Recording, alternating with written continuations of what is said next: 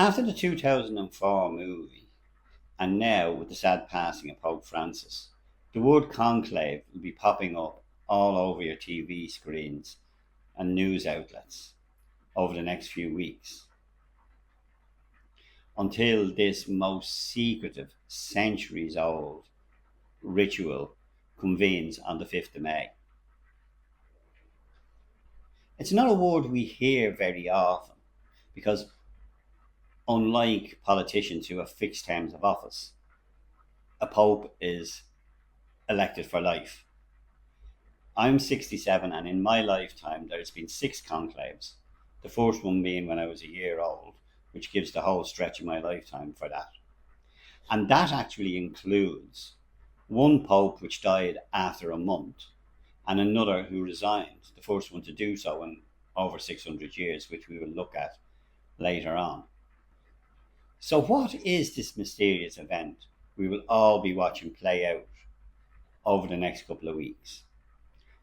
Let's lift the curtain on the secrets of the conclave.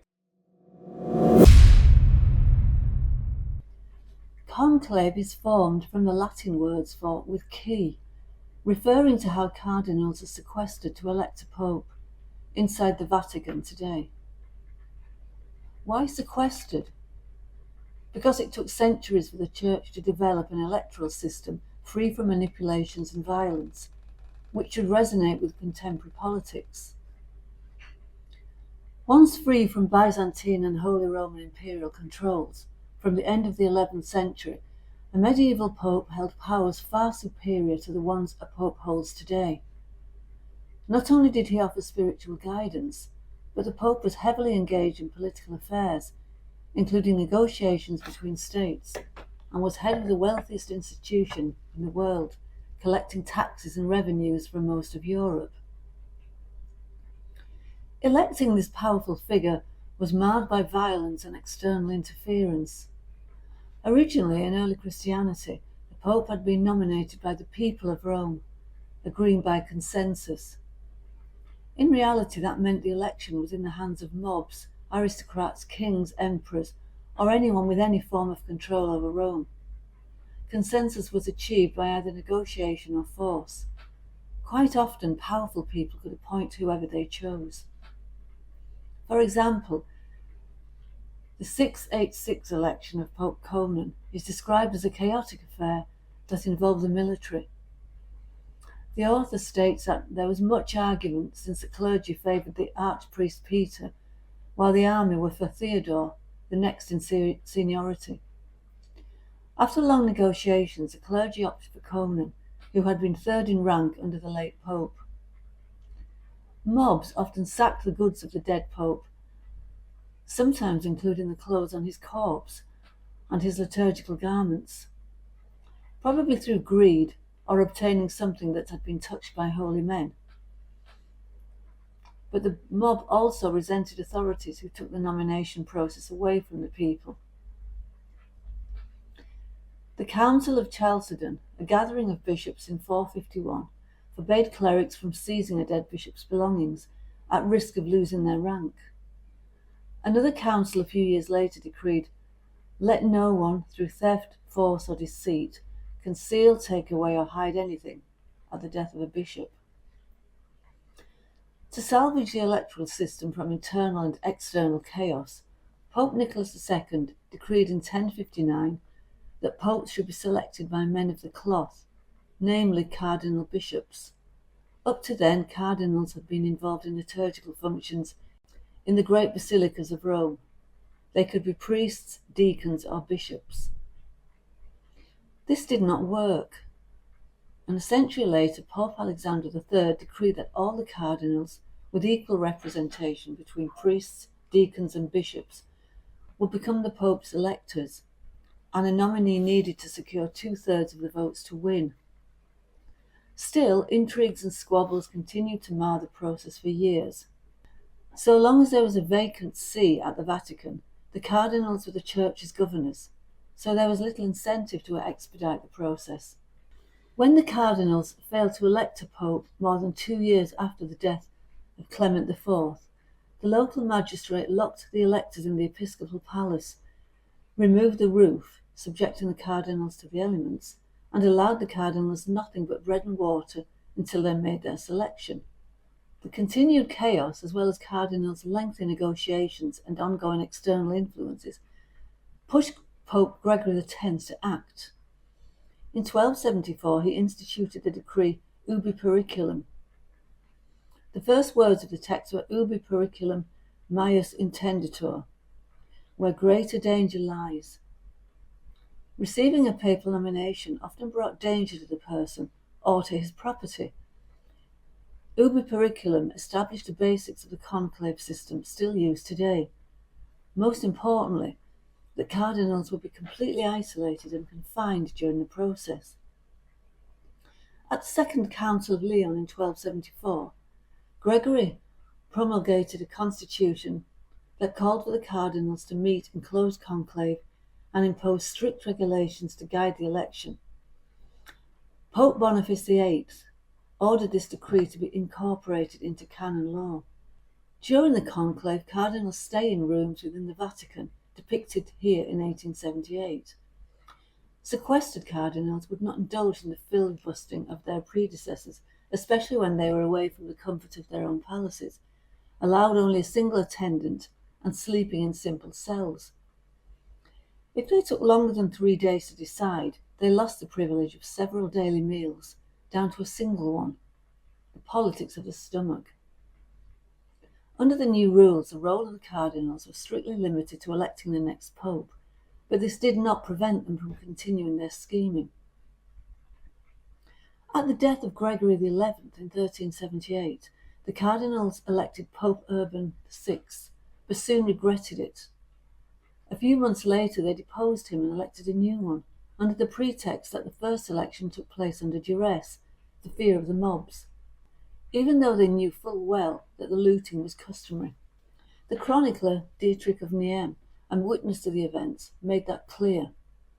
After Urban had been chosen unanimously, he immediately moved his books and other valuables into a safe place so that they would not be stolen, Dietrich wrote. He added, "It is a custom of the Romans to go in his palace and rob his books and things of this kind." Catholics now had two popes, the one who had been elected in April 1378, Urban VI, who refused to give up power, and the one elected in September 1378, Clement VII. Two popes, two courts, and two obediences divided Europe. The crisis, which lasted from 1378 until 1417, is called the Great Western Schism. Two groups of cardinals elected rival popes, one residing in Avignon and the other in Rome. A third group of cardinals, convening in Pisa in 1409, elected a third. The crisis caused by the schism was partially resolved by the reforms implemented at the Council of Constance. The claims to the papacy of the Avignon Pope, Benedict XIII, and the popes elected by the Pisan cardinals, John XXIII, were rejected, and each was branded a schismatic anti-pope. Gregory VII grudgingly resigned, the last pope to do so until Pope Benedict in 2013, and Martin V was elected to replace him. Electoral rules were further regularized in the 16th and 17th centuries. Pius IV codified all laws on the conclave that had been promulgated since the time of Gregory V.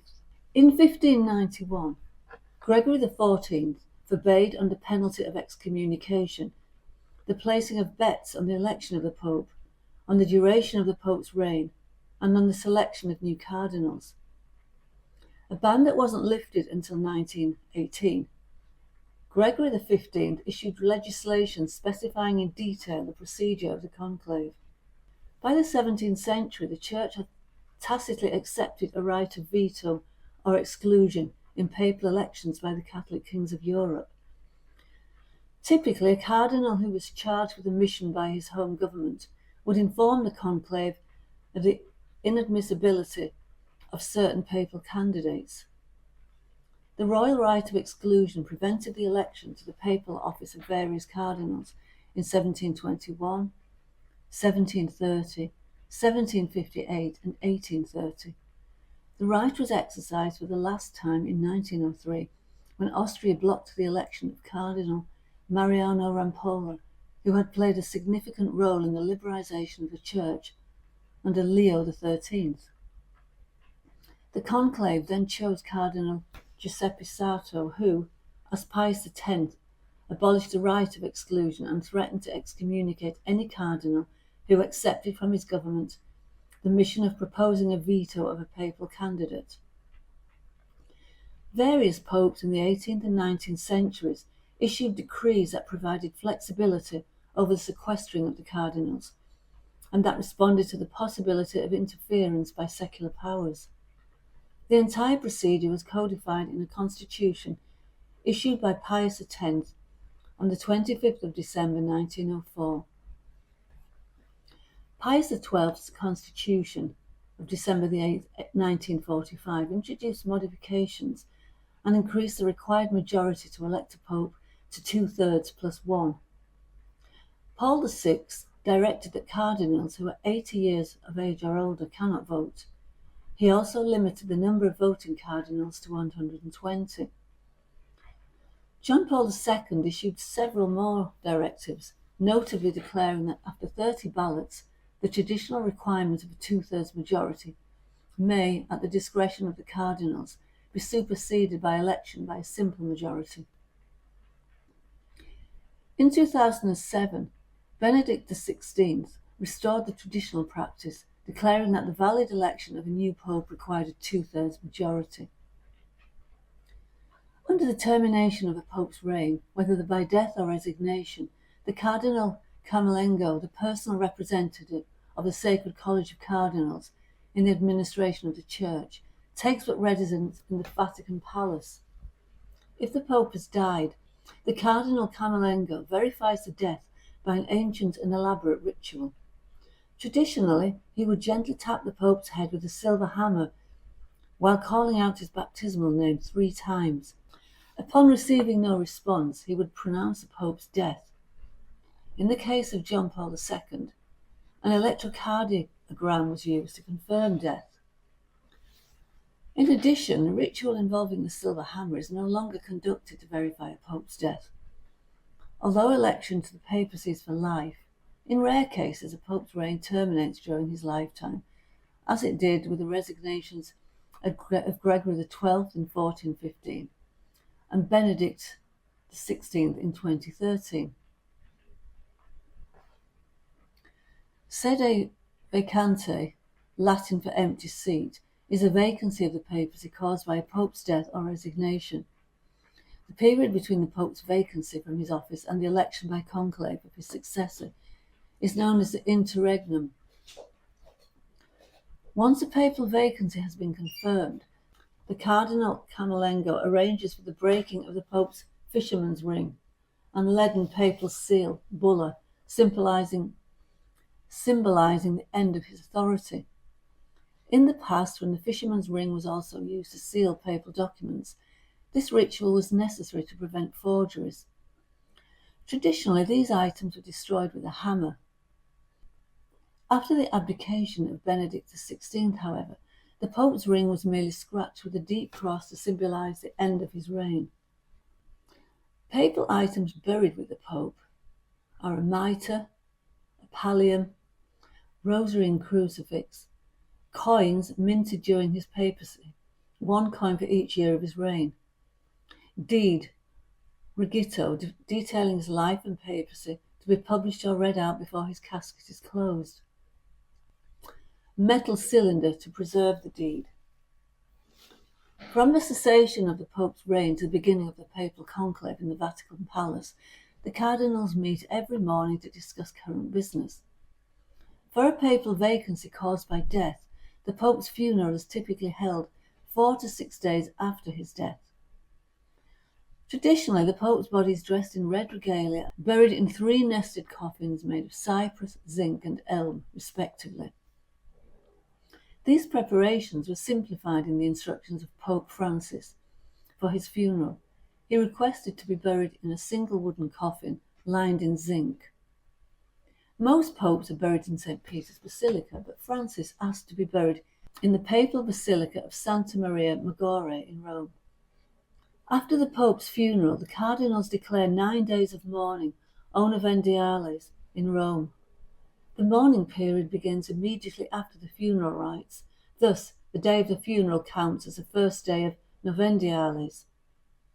The conclave usually begins 15 to 20 days after the Pope's death, although the conclave following Benedict XVI's abdication in 2013 convened 12 days later. The interior of the conclave area inside the palace was formerly divided into small apartments, or cella, one for each cardinal, assigned by lot.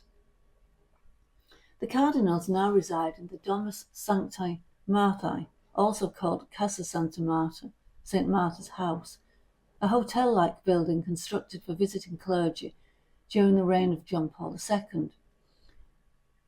Breaking with a long-standing tradition, Pope Francis chose to reside in Domus Sanctae Marthae during his papacy, rather than live in the Vatican Palace.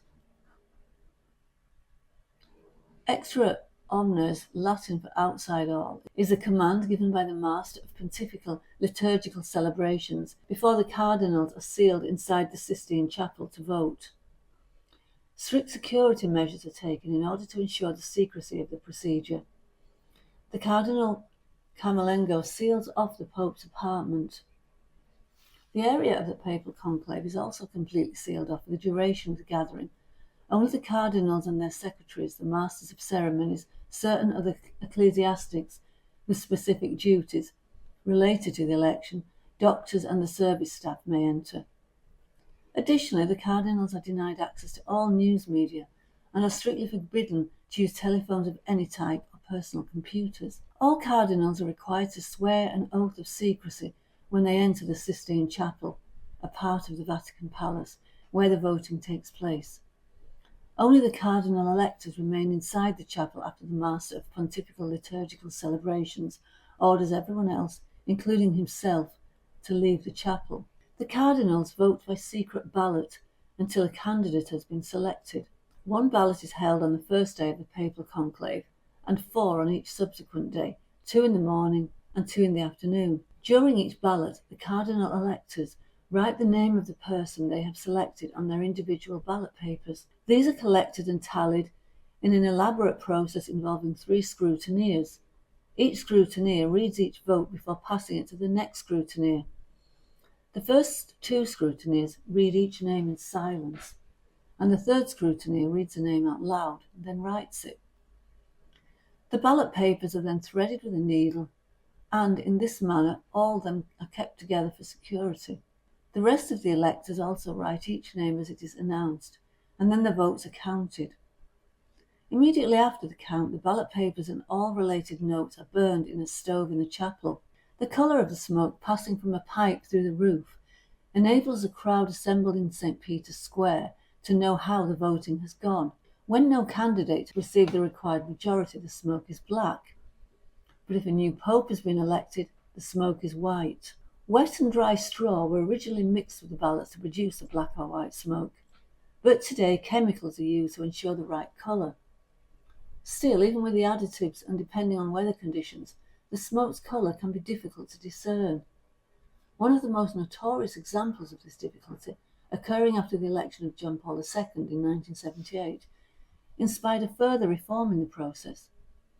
In 2005, the bells of St. Peter's Basilica were rung to confirm for the first time that the smoke was white and that a new pope had been elected. When one person has received the required majority, the Dean of the Cardinals formally asks him whether he accepts his election and what name he wishes to assume.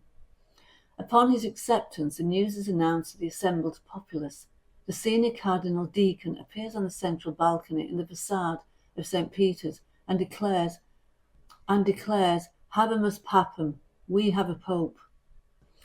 Soon afterwards, a new pope wearing pontifical robes appears at the same balcony and gives his first blessing as pope to the crowd. The papal conclave ends when the new pope disbands it, usually after addressing the body of cardinals. Traditionally, the installation of the new pope takes place a few days later, the day having been fixed by the pope himself. John Paul I, John Paul II, Benedict XVI and Francis chose modest inauguration ceremonies instead of the elaborate coronation rite once observed. Francis's first appearance before the public was also notable for his modest wardrobe. Apart from an embroidered stole that he briefly donned while performing the papal blessing, he opted for a simple white cassock rather than the layers of regalia worn by previous popes.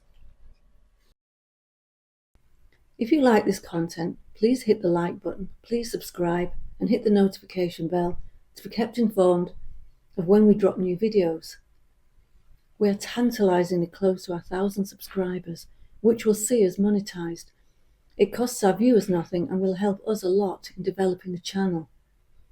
Thank you for watching and hope to see you all again soon. Goodbye.